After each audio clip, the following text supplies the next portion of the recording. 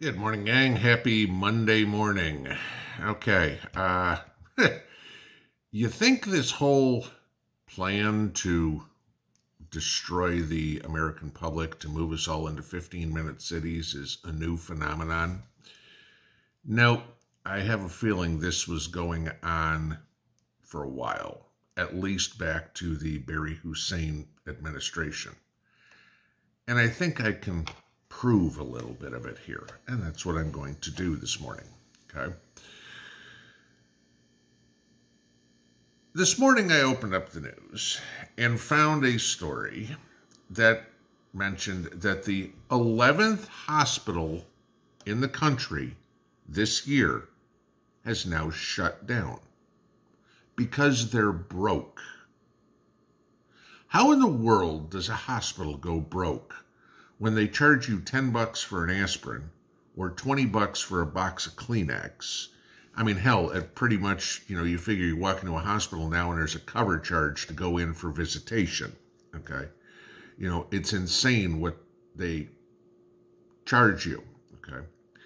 Now, I'll give you plenty of reasons here of why, all right? But guess what? This is another rural hospital.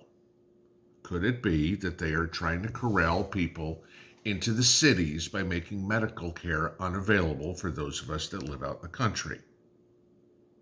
Mind you, we've all talked about need housing? Move to our 15-minute city. Want electricity? Move to our 15-minute city. Want food? Move to our 15-minute city. How about want medical care? Move to our 15-minute city. Think about it. Let's go back 13 years to the advent of the Affordable Care Act, Obamacare, okay? Let's think about this. Now, this hospital I'm talking about, just in case you hadn't seen the story, this is Martin General Hospital in Martin County, North Carolina, okay?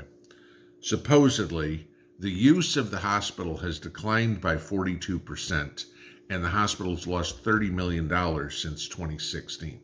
Supposedly, just last year, they lost $13 million, okay? Again, I say how. But let's go back to Obamacare. Let's talk about how in the world a hospital could possibly go broke, okay?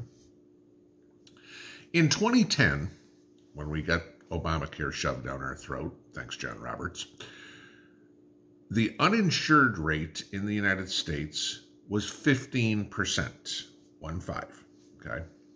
The population of the country was 308,750 people, okay? So doing the math, that means we had an uninsured population of 46,312,500 people. There were 139,000 working people. Don't have to write those numbers down. Those are what I used for my calculations. Trust me, the research on this one was fun. The number of Americans without health insurance has been trending up since 2020. And remember this, the ACA was supposed to make more people insured, okay?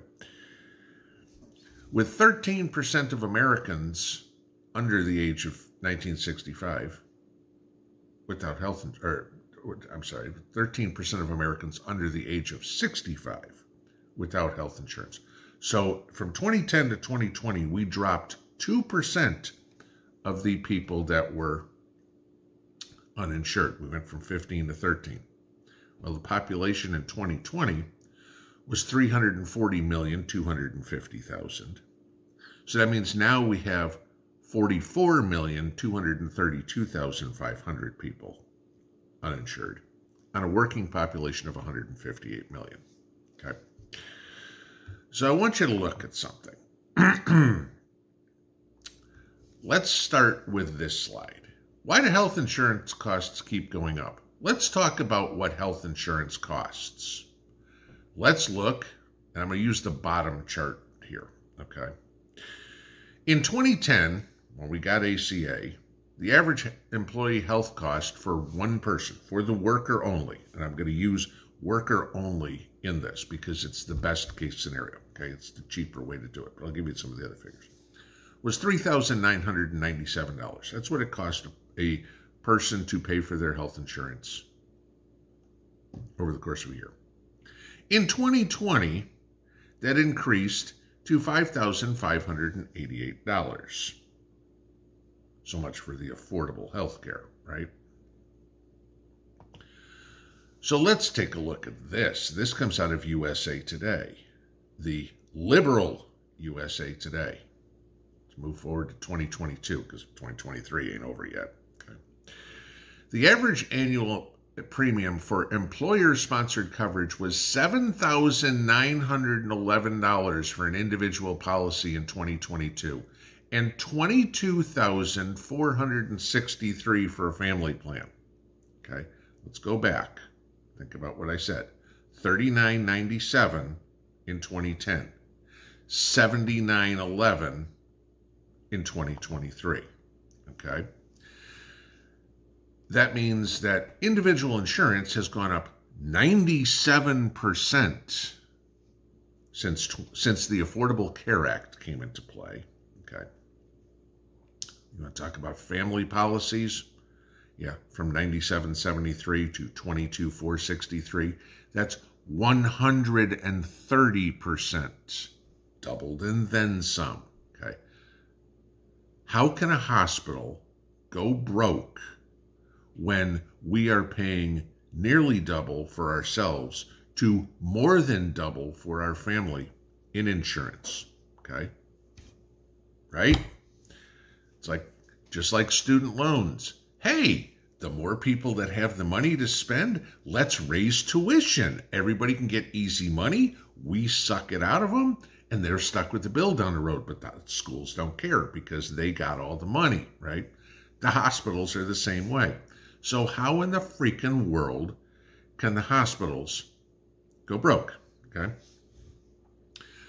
So let's go through this hypothetically here. And like I said, I'm going to do this on a best case scenario. I'm going to assume that, for my example here, every employee of a company had an individual plan. Not a single one of them covered their wives or husbands or their kids, okay?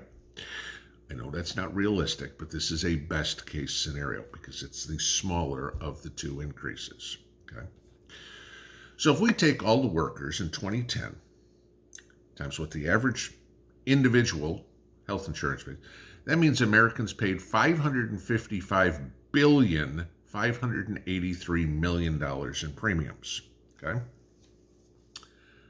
Using the exact same calculation in 2022, that means the American workforce paid $1,249,938 million in premiums. For insurance, not for anything that's done. Think about how much money you pay in insurance and go, did I go to the hospital at all this year? No. Insurance companies got the money. Okay. That means we paid $694 billion and change more in premiums after the Affordable Care Act came in than beforehand. Okay. The Affordable Care Act added, over the course of the last 13 years, 2,080,000 people to the insurance rolls, to the amount of people insured in the United States. Okay. So that means in a best case scenario, no family plans, just individuals, the cheaper, we are paying $333,824 a year for each one of those roughly 2 million people to get insured. How in the world are hospitals going broke? Okay. Could it be that we've added so many uninsured illegals to this country that, hey, we'll just go to the ER. Can't be turned away at the ER, right? Junior's got the sniffles. They send a bill. Juan Sanchez, hey, you owe us $4,000 for your ER business. And Juan Sanchez goes, don't care. What you can do to me? Yeah. This is it. They are taking your money and then removing the services for which you paid for. Okay? Remember Remember a few years ago when we were all forced to have health insurance? If you didn't, you got penalized until that was ruled unconstitutional. Give you this. In 2022, again, most recent figures we can get, the average household income was $63,214 across the United States. Household income, all right? The average family household insurance premium is $22,463 a month, or a year, I'm sorry. That's 35.5% of your income. You shouldn't pay that much. A bank won't finance you for a house, okay? Bank won't give you more than 30% most of the time for a house unless you're a high-risk loan, okay? You can't get a house because your health insurance premiums. I want you to go back and look at those figures for what it cost in 2020, what it costs now. That's Bidenomics. That's another hidden cost that we don't see, that nobody talks about. Everybody talks about the cost of food or the cost of gas or the cost of electricity. $22,000 a year now, right? Okay. It was $15,754 in 2020. Health insurance premiums have gone up 50% under Joe Biden. Nobody talks about that inflationary portion. The hospital says they have nobody going to the hospital, right? Why? They can't afford to, even with insurance. Okay, here's your 20% that you owe. Here's your copay to go to the doctor's office, right? Most insurance is 80-20, okay? You get a $10,000 bill, insurance pays $8,000, you pay the other $2,000. Where the hell am I going to get the other $2,000? You know, I paid $20,000, $22,000 for my family plan. The insurance pays off $8,000. Cool. I'm still $14,000 in the hole, and I've got to write you a check for $2,000. Watch everything. This is another obvious thing. Shutting down rural hospitals. We don't have enough people coming to the hospital. Why? Maybe it's a good thing. Maybe people aren't getting sick. Really, you want to tell me over the last 2.5 years, not enough people went to the hospital? Really? We need more? Watch this. This is very stealthy. I mean, I didn't even think about this one until I started doing a little bit of research for this one. But this is another way, hey, let's get rid of the medical services for them. They'll have no choice but to move into the 15-minute city because there's no hospital for them otherwise. Think about it. Pinball out.